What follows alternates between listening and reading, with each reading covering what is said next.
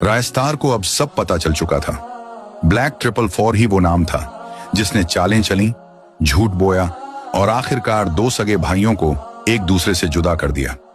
पर अब वक्त बदल चुका था। रायस्तार और ज्ञान भाई एक हो चुके थे।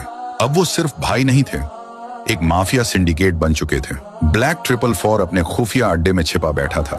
दीवारों पर सन्नाटा था, लेकिन उसके दिल में कोहराम। तभी फेक ज्ञान भाई आता है, कांपती आवाज में बोलते हैं, रायस्तार वापस आ चुका है, अब क्या होगा।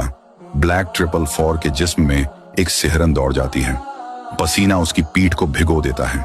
एक वक्त का राजा आज खौफ में डूबा था। जब रायस्तार इंडिया से बाहर गया था तो वो किसी आम इंसान से नहीं मिला था। वो गया था एक शैतान वैज्ञानिक के पास, जिसके पास एक मॉन्स्टर गन थी, एक ऐसा हथियार जो एक पल में पूरे भारत को राख में बदल सकता था।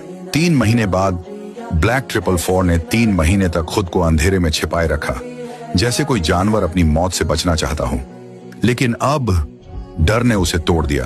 उसने फैसला किया, इंडिया छोड़ दूंगा, रायस्तार का साया मुझे जीने नहीं देगा। वो अपनी काली गाड़ी में बैठता है और चुपचाप निकल पड़ता है। रास्ते में उसका डर कांप रहा होता है। हर मोड़ पर मौत दिखती है। इधर रायस्तार अपनी माफिया आर्मी के साथ खड़ा होता है। जब ज्ञान भाई खबर लाते हैं, वो भाग रहा है, इंडिया छोड़ रहा है।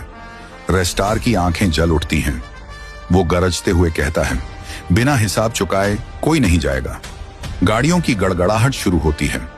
रायस्तार और उसका भाई दोनों अपनी गाड़ियों में निकलते हैं और कुछ ही समय बाद एक वीरान खुला इलाका, जहां चारों ओर सन्नाटा था, लेकिन अब वहां खून की बारिश होने वाली थी। महायुद्ध का आगाज रायस्तार और ब्लैक 444 आमने सामने खड़े थे। दोनों ओर माफिया गैंग तैयार थी। मॉन्स्टर गन गरजती है, गोलियों की बारिश होती है। चारों ओर धुआं ही धुआं, जमीन कांप उठती है। चीखें, गोलियां, विस्फोट सब एक साथ गूंजते हैं। धुआं छंटता है। चारों ओर सिर्फ राख थी, मरे हुए शरीर, टूटी बंदूकें और जले हुए खून की गंध। बीच में एक सिंहासन बना है, माफिया गैंग का। उस पर रायस्तार बैठा है, खून से सना हुआ, लेकिन आंखों में जीत की ज्वाला। ब्लैक 444 उसके सामने घुटनों पर पड़ा है।